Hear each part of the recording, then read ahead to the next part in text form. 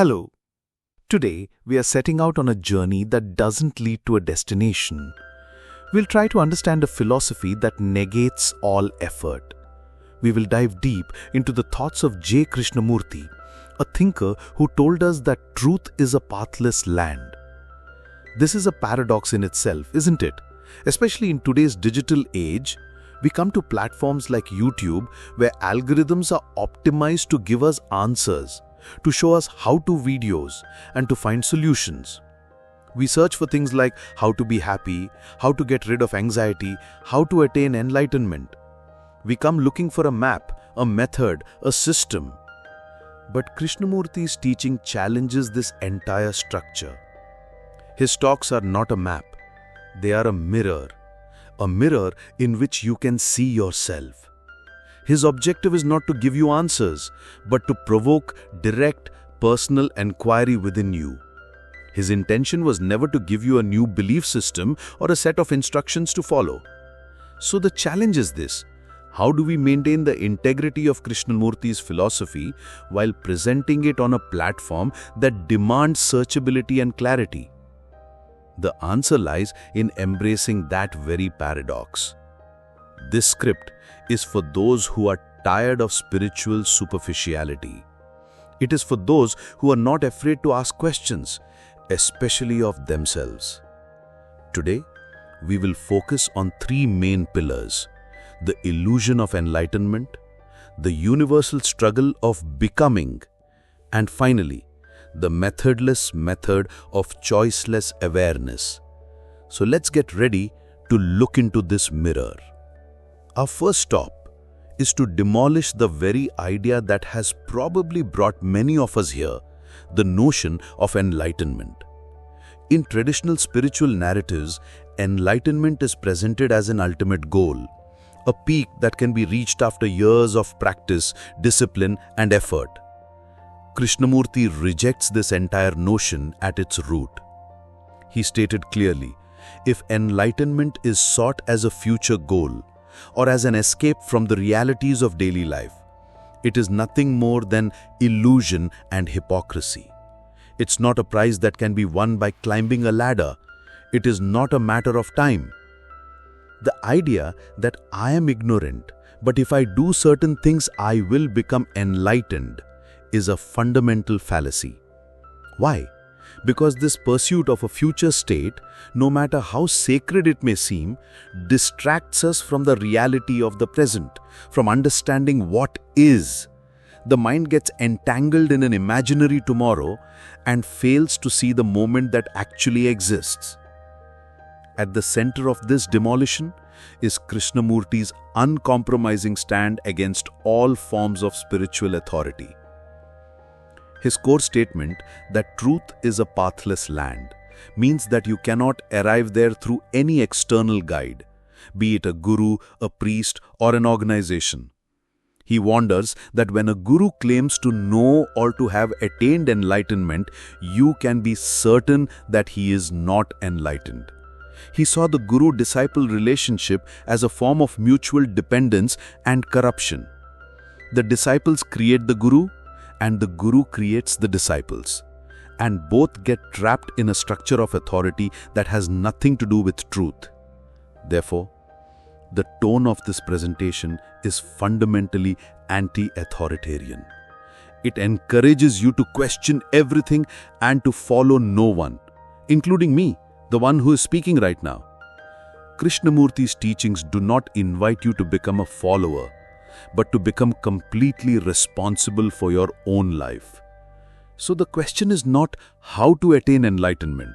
The question is, why am I seeking? What am I running away from?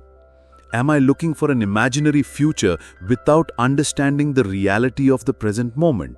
This inquiry is the mirror. After breaking the myth of enlightenment, we come to the most accessible and relevant aspect of Krishnamurti's philosophy: his analysis of psychological conflict. This theme connects his abstract philosophy directly to the universal anxieties of modern life.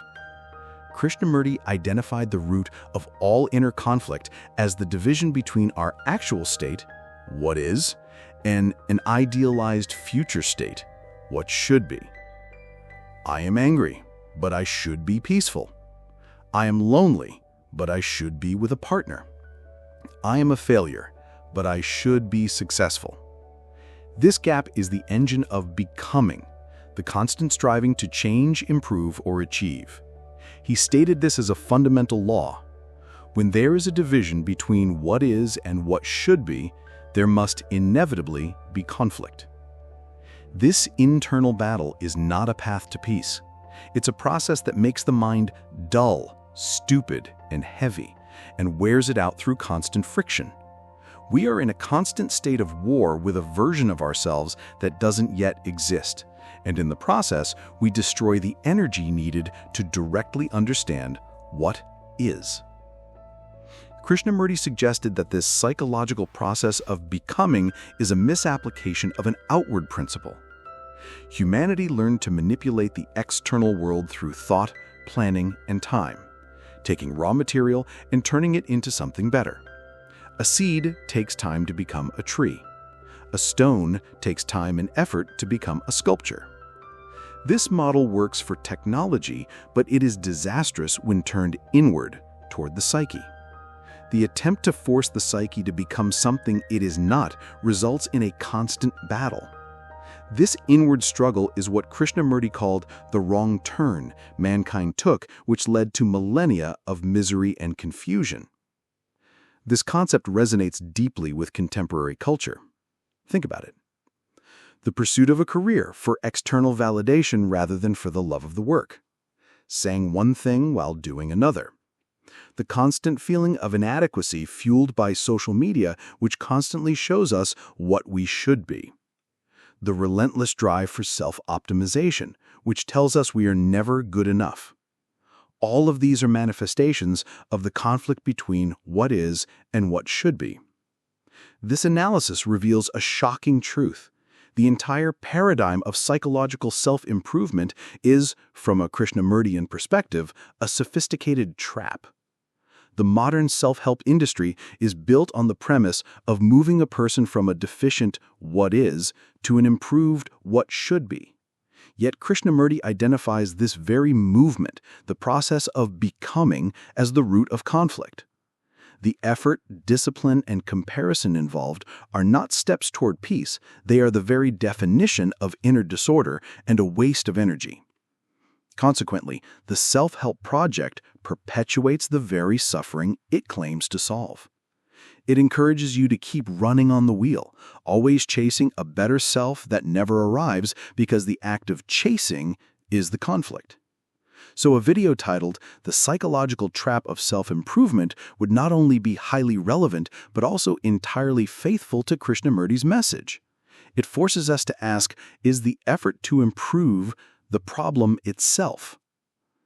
So if the search for enlightenment is an illusion and the process of becoming is the root of conflict, the natural question for a viewer is, then what is the solution? What do I do? This is where we must carefully navigate Krishnamurti's methodless method.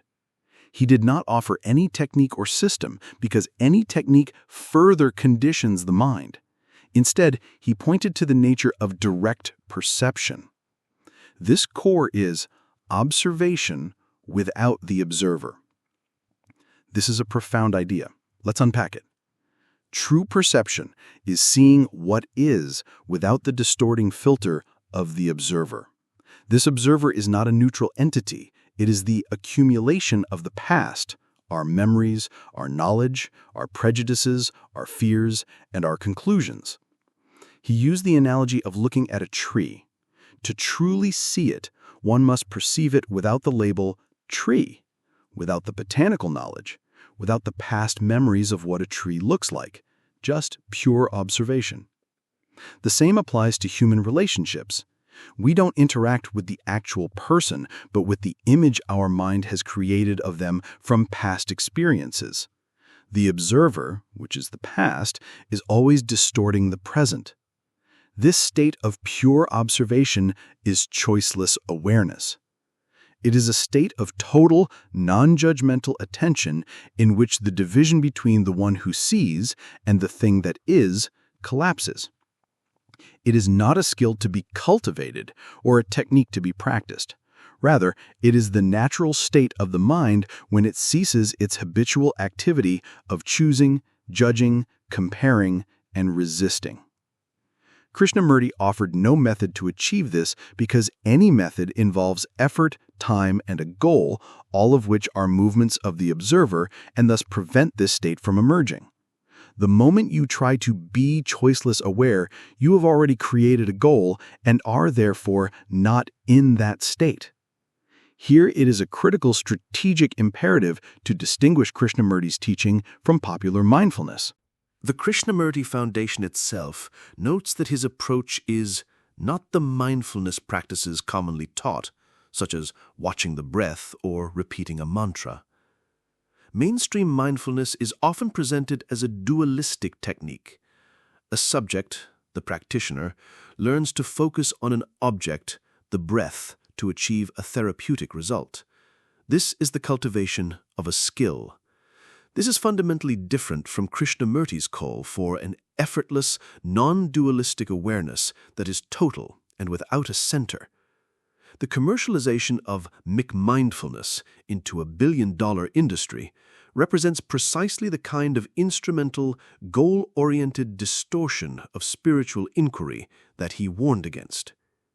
The essence of this methodless method is a radical negation of the psychological past. When Krishnamurti speaks of freedom as the negation of tradition and authority, he is referring to the past. Since he defines the observer, or the self, as the accumulation of this past, memory, experience, knowledge, the act of observation without the observer becomes the negation of the psychological past in the present.